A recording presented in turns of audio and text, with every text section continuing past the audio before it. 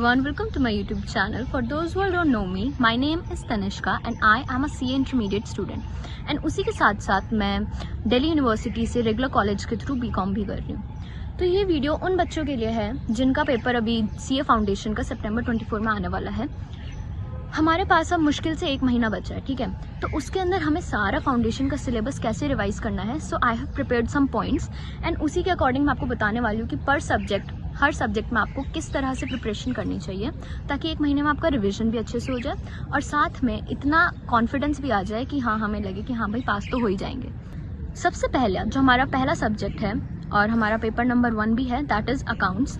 इसके अंदर मैं सबसे पहले ये कहूँगी कि जो हमारे मेन और इम्पॉर्टेंट चैप्टर्स हैं, जैसे कि जो हाई वेटेज वाले चैप्टर्स हो गए, जैसे कंपनी अकाउंट्स है, पार्टनरशिप है और NPO है, तो ये सारे बहुत हाई वेटेज वाले चैप्टर्स हैं। तो आई वुड सजेस्ट कि सबसे पहले आप इन्हीं चैप्टर्स पे ध्यान दो और इनको सबसे पहले निपटा दो। अब क्या होता है ना, कुछ बच्चों को NPO समझ नहीं आता है या फिर कोई पार्टनरशिप में कुछ चैप्टर समझ नहीं आया, जो भी है, तो आई वुड सजेस्ट कि इस टाइम पे उन चैप्टर्स को आप छोड़ दो, उन चैप्टर्स को आप करो ही मत एंड जो आते हैं चैप्टर्स उन पे ज़्यादा फोकस रखो। It's the time to focus on your strengths and not on your weaknesses, ठीक है। जितना भी आपको चैप्टर्स अच्छे से आते हैं उन्हीं को बार बार रिवाइज करते रहो, ताकि ये होना चाहिए कि अगर जो चैप्टर आपको आता है उसमें से कोई क्वेश्चन आ रहा है तो वो गलत नहीं होना चाहिए आपका, ठीक है। तो अब रिवीजन कैसे करनी है अकाउंट्स के अंदर, हमें पता चल गया कि सबसे पहले हाई वेटेज चैप्टर्स उठाने हैं। अब एक यूट्यूब चैनल है CA हार्दिक मनचंदा सर का, ठीक है। वो यूट्यूब चैनल खोलो एंड उसके चैनल पे सब कुछ आपको अवेलेबल है, सारे क्वेश्चंस अवेलेबल हैं एंड सारे PYQ, RTP, MTP उनकी लाइव सेक्शन में जाओगे विद थ्योरी भी, क्योंकि थ्योरी ऑलमोस्ट अराउंड 20 नंबर की आती है, तो उसको लाइटली नहीं लेना है हमें। तो ये सारी चीज़ें उनके चैनल पे अवेलेबल है, उनकी वीडियोस उठाओ, उन्होंने सारे इंपॉर्टेंट क्वेश्चंस कराए हुए हैं, वो क्वेश्चंस ट्राई करो and I am telling you most of the paper वहीं से आता है। मैंने भी अपनी प्रिपरेशन करी थी तो मुझे पता है कि मोस्ट ऑफ द पेपर जो होता है उसी टाइप के पैटर्न में से आएगा। तो अगर आपके वो कंसेप्ट क्लियर है तो समझो कि आपका पेपर अच्छे से हो जाएगा। Okay, so the second subject और हमारा जो पेपर नंबर 2 है, दैट इज़ लॉ। अब लॉ एक ऐसा सब्जेक्ट है जिसमें मोस्टली हर बच्चे की ऐसी की तैसी होती है, मेरी भी हुई थी, ठीक है। तो अब लॉ में आपको किस तरह से प्रिपरेशन करनी चाहिए, क्योंकि अब बस 1 ही महीना बचा और समझ भी नहीं आता कि अब इतना सारा सिलेबस कैसे रिवाइज करें, चीज़ें हम भूलते जा रहे हैं। जो भी है, हर एक चीज़ का सोल्यूशन अब एक चीज़ है, आपको यूट्यूब पे खोलना है अर्जुन छाबड़ा सर का यूट्यूब चैनल एंड उन्होंने हर चैप्टर के, फाउंडेशन के हर चैप्टर के उन्होंने 1 शॉट्स डाले हुए हैं ऑलरेडी। उन 1 शॉट्स को आपको देखना है और उनसे अपना सिलेबस जो है रिवाइज करना है। जब आप अपना सारा सिलेबस अपना रिवीजन कर लोगे उन 1 शॉट से, I am telling you most of the thing आपको क्लियर कुछ भी नहीं है। जो सिर्फ यूट्यूब के भरोसे बैठे हैं उनको क्या करना है, RTP MTP उठानी है, ICI की साइट पे मिल जाएगा, वो उठाओ और साथ में नेक्स्ट टैब के अंदर उसके आंसर्स खोल के रखो, क्वेश्चन देखो, खुद से आंसर लिखो बना के पूरा फॉर्मेट में। फॉर्मेट क्या होता है पता है ना, एक प्रोविजन लिखा, फिर fact of the instant case and then the conclusion. तो इस तरह से ये होता है केस स्टडी में कैसे आंसर लिखने हैं उसका सोल्यूशन। तो जब इनके आप आंसर्स लिख रहे हो खुद से सारे बना के लिखो एंड देन नेक्स्ट ऐप पे आपने आंसर की खोल रखी है, उससे उसको चेक करो और देखो कहाँ कहाँ कीवर्ड्स मिसिंग है या कहाँ कहाँ पे इसको बेटर लिखा जा सकता था, क्योंकि वो आंसर्स जो है वो ICI के लिखे हुए ही हैं। तो हमें उस तरह से ही लिखना है, कीवर्ड्स होने चाहिए, फॉर्मेट होना चाहिए और थोड़ा सुंदर और प्रेजेंटेबल दिखना चाहिए।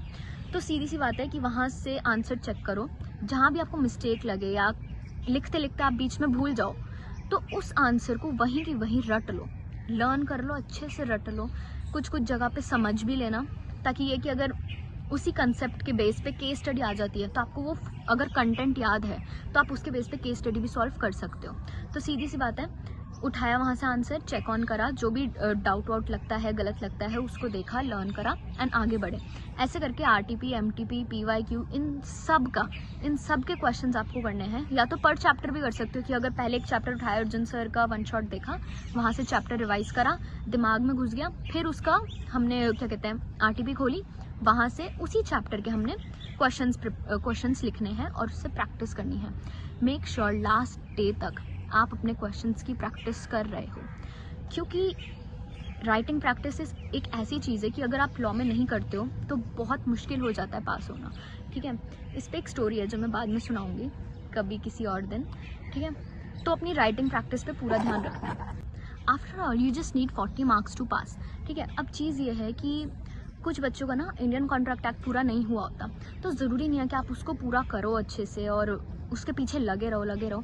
नहीं होता छोड़ दो, पहली 3 यूनिट तो आती होगी ना, पहली 3 यूनिट आती है बहुत है, बाकी रहने दो, ठीक है, कोई बात नहीं।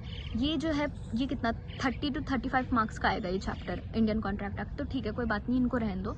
बाकी चैप्टर्स उठाओ, पार्टनरशिप अच्छे से कर लेना, कंपनीज अच्छे से कर लेना और सोगा अच्छे से कर लेना। इन सबको अगर आप अच्छे से कर लेते हो ना तो आई एम प्रेटी श्योर कि मार्क्स आ जाएंगे, ठीक है।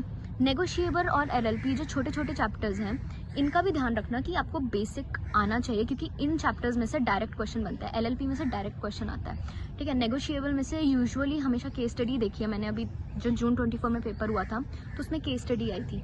तो मेक श्योर करो कि अगर इंडियन कॉन्ट्रैक्ट नहीं आता ना तो तुम बाकी पे पकड़ अच्छी बना के रखो, कि बाकी अगर तुम्हें आता है ना तो 40 नंबर लाने से कोई नहीं रोक सकता। So now the third paper is maths.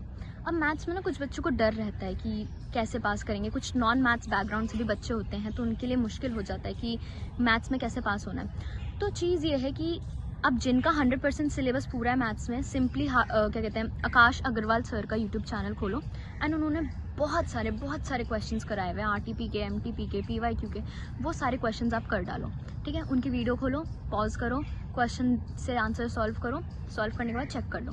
सीधी सी बात है, ज़्यादा टाइम वेस्ट नहीं होगा, ऐसे सॉल्व करते रहोगे ना तो इंटरेक्टिव भी लगेगा कि हाँ अगर नहीं आ रहा, बीच में कहीं अटक गए तो वीडियो सोल्यूशन है तो आप इजीली समझ सकते हो।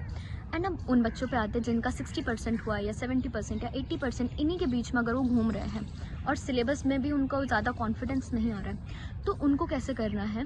सबसे पहले वन शॉट्स उठाओ, जो जो चैप्टर्स के तुम्हें लगता है कि हाँ ये हो रहे हैं, और कुछ कुछ चैप्टर्स नए भी उठाओ कि जिन्हें तुम्हें लग रहा है कि यार इतना कर तो लिया लेकिन पास होने लायक नहीं है, तो कुछ और चैप्टर्स उठाओ। अब जैसे एलआर है, LR is like your best friend, वो बहुत ईजी है, बस अगर थोड़ा सा अपना दिमाग चलाओगे ना तो ट्रिकी एलआर भी हो जाता है, इतना टफ नहीं आता। अभी जून 24 का जो एलआर आया था it was comparatively very easy than December 23 का, ठीक है।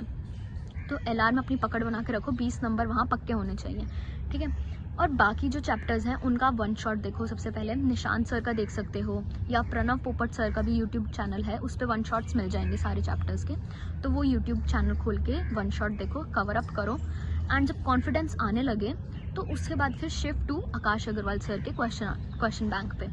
अब एक और कॉन्सेप्ट मैं इसमें डिस्कस करना चाहती हूँ, ABC एनालिसिस का। इसमें क्या होता है ना कि अब कुछ बच्चों का ना सिलेबस ज़्यादा हुआ नहीं होता है मैथ्स के अंदर, तो what you can do is ABC analysis करो, मतलब हर चैप्टर को पहले डिवाइड कर दो A, B और C ग्रुप में। ए ग्रुप वो होना चाहिए जो मोस्ट इंपॉर्टेंट है, जैसे टाइम वैल्यू ऑफ मनी हो गया, परम्यूटेशन कॉम्बिनेशन हो गया। मैं एक लिस्ट ना अभी इसमें अटैच कर रही हूँ, this is the list and ये ABC एनालिसिस के बेसिस पे है, मतलब इसमें सारे चैप्टर्स जो हैं कैटेगराइज्ड हैं from most important to the less important chapters.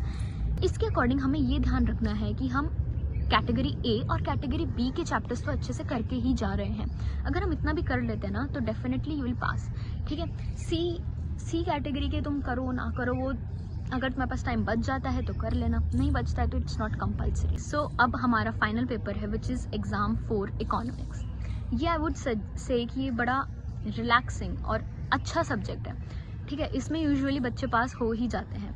इसमें मोस्टली जो हमारा कंटेंट है वो है 12th का सिलेबस, तो अगर तुमने 12th में थोड़ा बहुत भी पढ़ा है ना तो तुम्हारा इजीली निकल जाएगा। सारा नेशनल इनकम और जितना भी केनीज थ्योरी सब कुछ जो है ना वो सारा 12th का ही है इसके अंदर, तो ऐसी कोई दिक्कत आएगी नहीं। हार्दिक सर का चैनल खोलो, उनके वहाँ पे वन शॉट भी मिल जाएगा और उनके वहाँ पे लाइव मैराथन भी मिल जाएगी जिसमें वो क्वेश्चंस भी सॉल्व करते हैं, मतलब MCQs जो होते हैं वो सारे वहाँ पे हो जाते हैं। तो आई वुड सजेस्ट कि इको में तो इतना कुछ करने का है नहीं, बस अपने वन शॉट देखो, कंसेप्ट क्लियर है ना तो MCQ बन जाएंगे। It is mostly relaxing exam और ये है कि तुम्हारा आखिरी पेपर अच्छा चला जाएगा, सब हो जाएगा, चिंता मत करना। अब कुछ बच्चे डरे हुए रहते हैं कि जून 24 में जो रिजल्ट आया था इट वाज जस्ट 14.96%, तो हमारा क्या होगा, इतनी अच्छी प्रिपरेशन नहीं है, पास होंगे नहीं होंगे। सब हो जाएगा, सब हो जाएगा। 1 महीना है तुम्हारे पास, जो मैंने तुम्हें तरीके बताए हैं उसी तरीके से अगर आप रिवाइज करते हो अपना सारा सिलेबस को, क्वेश्चंस प्रैक्टिस करते हो, न्यूमेरिकल्स, थ्योरी, सब कुछ अगर तुम ध्यान से करते हो, so no one can stop you. तुम्हें सिर्फ 200 नंबर लाने हैं 400 में से एंड यूर पास। हर सब्जेक्ट में 40+ होने चाहिए भाई तुम्हारे नंबर, ठीक है। एग्रीगेट बनाने के लिए तुम्हारे पास अकाउंट्स है, तुम्हारे पास इको है, और तुम्हें पास जिसमें होना ज़्यादा ज़रूरी है दैट इज़ लॉ, एंड कुछ कुछ बच्चों के केस में मैथ्स भी। तो इसमें ध्यान रखना, कुछ भी इतना क्रिटिकल नहीं होने वाला, इजी पेपर आएगा, सब अच्छा होगा। So that is it for the video guys. I hope तुम्हें ये सारे टिप्स एंड ट्रिक्स अच्छे लगे होंगे और समझ आया होगा कि कैसे रिविजन करनी चाहिए। कोई भी डाउट होता है तो कमेंट सेक्शन में लिख देना, I will make a video on that. And you can connect me on LinkedIn as well. कोई भी क्वेरी होती है सीए रिगार्डिंग तो आप वहाँ पे लिंक्डइन पे भी मेरे से पूछ सकते हो and I will make sure to answer that question. ठीक है, तो पढ़ते रहो और अच्छे से रिविजन करना, और कोई भी डाउट हो तो मुझे ज़रूर बताना। Take care.